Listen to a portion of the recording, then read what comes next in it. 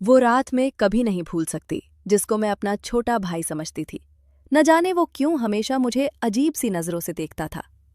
मेरे छोटे भाई और मेरे बीच की नज़दीकियां ने हमारे रिश्ते को और भी ज्यादा गहरा बना दिया था।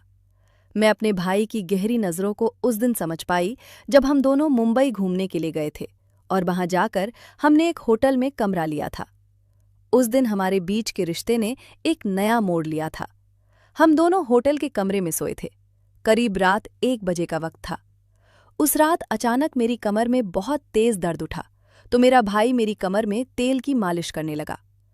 तेल लगाते लगाते कुछ ऐसा हुआ कि दोस्तों, स्वागत है आपका हमारे सुविचार रोमांटिक स्टोरीज चैनल में। कहानी में आगे बढ़ने से पहले चैनल को सब्सक्राइब जरूर कर लें और बेल नोटिफिकेशन ऑन कर लें।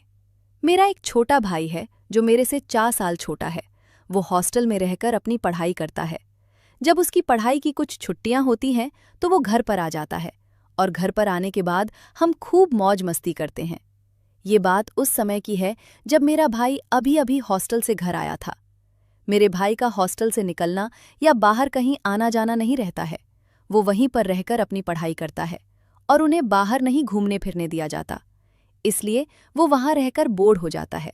जब वो घर पर आया तो उसने मुझे कहा कि मैं बहुत बोर हो गया हूं, चलो दीदी कहीं बाहर घूमने चलते हैं।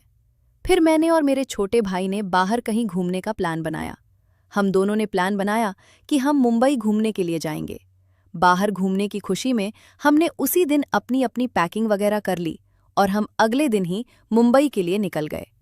जब मुंबई गए तो वहां पर हमने होटल में एक कमरा किराए पर ले लिया। लेकिन मुझे नहीं पता था कि मेरा भाई मुझे पत्नी की तरह रखने वाला है। आगे तो आप समझ ही सकते हैं। मेरा नाम काजल है और मेरी उम्र 20 साल की है। मैं अभी कुंवारी हूँ। मेरा रंग गोरा है। मैंने अभी अभी अपनी पढ़ाई कंप्लीट की है और अब मैं घर पर ही रहती हूँ। मेरे पिता एक बहुत ही बड़े बिजनेसमैन हैं। वो अपने बिजनेस के सिलसिले में हमेशा फॉरेन में रहते हैं। जब हम दोनों भाई बहन छोटे थे तो हमारी माँ की मौत हो गई थी। उसके बाद घर की सारी जिम्मेदारी मेरे ऊपर आ गई। मैं सुबह घर का काम करके कॉलेज जाती और वापस आकर फिर घर का सारा काम करती। मैं दिखने में बहुत ही खूबसूरत हो। मुझे आज तक बहुत सारे लड़के प्रपोज भी कर चुके हैं। मेरे पिताजी मेरी बिल्कुल भी केयर नहीं करते थे। वो हमारे पास बहुत ही कम रहते थे। ज्यादातर वो अपने काम के सिलसिले में फॉरेन में ही रहते थे। मैंने अपने छोटे भाई की परवरिश खुद अकेले ही की। उसकी अच्छे तरीके से पढ़ाई में मदद की और उसका ख्याल रखा। 5वीं कक्षा तक तो वो मेरे साथ ही रहकर पढ़ाई करता था। फिर एक दिन हमारे पिता फॉरेन से आए। उन्होंने उसे बोर्डिंग स्कूल भेज दिया पढ़ने के लिए। उसने कुछ सालों तक बोर्डिंग स्कूल में ही पढ़ाई की। बाद में पिताजी ने उसे फॉरेन भेज दिया पढ़ने के लिए। वो वहां हॉस्टल में रहकर पढ़ाई करने लगा। भाई और पिता के चले जाने के बाद मैं बिल्कुल अकेली पड़ गई थी। पिताजी के पास तो बिल्कुल भी मेरे लिए समय नहीं था। मैं घर पर बिल्कुल अकेली रहती थी और इसी वजह से धीरे धीरे ये अकेलापन मुझे काटने लगा। भाई मेरा कभी कभी फोन पर बात करके हालचाल ले लिया करता था। पिताजी तो मुझे कभी फोन तक नहीं करते थे। मुझे ऐसा लगने लगा था कि मेरे पिताजी ने फॉरेन में दूसरी शादी कर रखी है। मैंने ये बात अपने भाई से कभी नहीं बताई। मैं नहीं चाहती थी कि मेरे भाई के अंदर हमारे पिता के लिए कोई कड़वाहट हो। मैं तो चाहती थी कि मेरा भाई बिना किसी चिंता किए अपनी पढ़ाई पूरी करे और जल्दी से अपने घर आ जाए। इसीलिए मैं बस चुपचाप सब कुछ सह रही थी। धीरे धीरे समय बीतता गया और मेरी तबीयत खराब रहने लगी। भूख प्यास सब खत्म होती जा रही थी। मेरी बीमारी का कारण मेरा अकेलापन मुझे खाए जा रहा था। डॉक्टर को दिखाया तो उन्होंने कहा कि आपको किसी के साथ की जरूरत है, जो आपके साथ रहकर ध्यान रख सके और आपको हमेशा खुश रख सके। डॉक्टर ने मुझे सलाह दी कि आपको ऐसी कहीं खुली जगह पर जाना चाहिए जहां आपका मन बहल सके।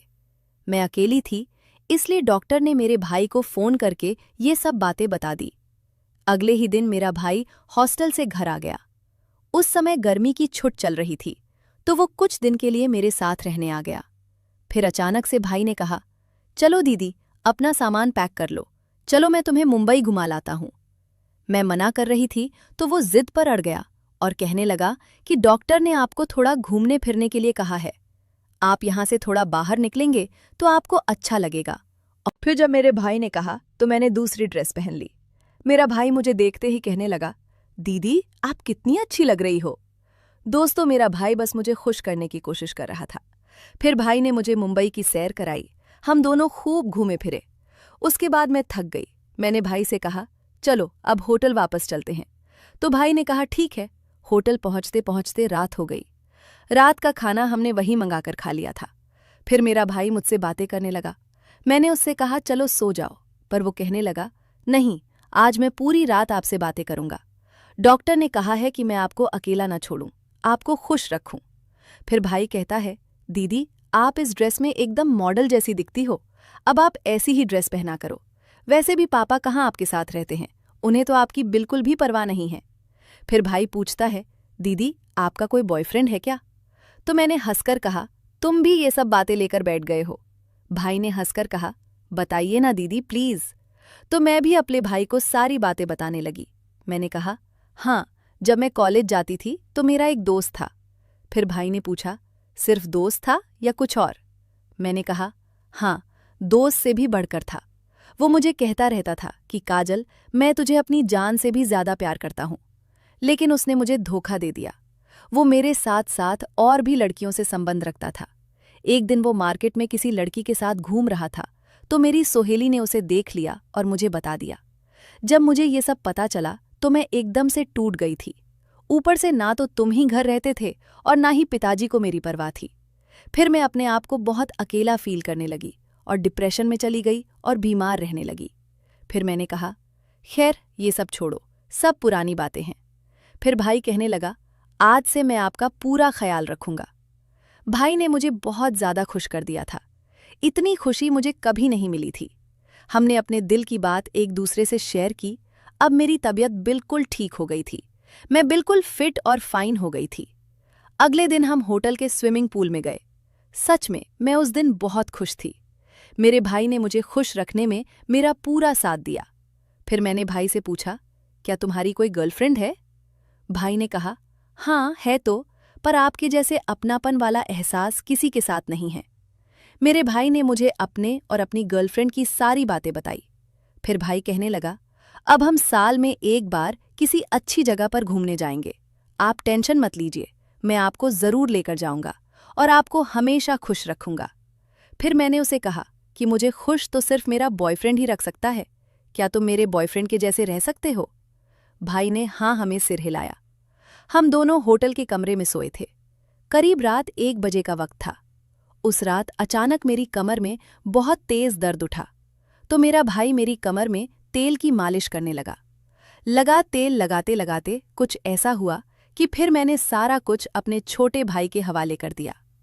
उसके बाद तो आप समझ ही सकते हैं, मेरे भाई ने भी मुझे किसी चीज के लिए मना नहीं किया। अब मैं अपने भाई के साथ बहुत खुश हूं। हमको दुनिया की कोई भी परवाह नहीं है कि लोग हमारे बारे में क्या बोलेंगे। मेरे प्यारे दोस्तों, अगर आप ऐसी ही और भी इंटरेस्टिंग कहानियां सुनना चाहते हैं तो चैनल को सब्सक्राइब जरूर कर लें और बेल नोटिफिकेशन ऑन कर लें। कमेंट बॉक्स में बताएं कि आपको मेरी यह स्टोरी कैसी लगी। कल मिलेंगे ऐसे ही एक और वीडियो के साथ। धन्यवाद।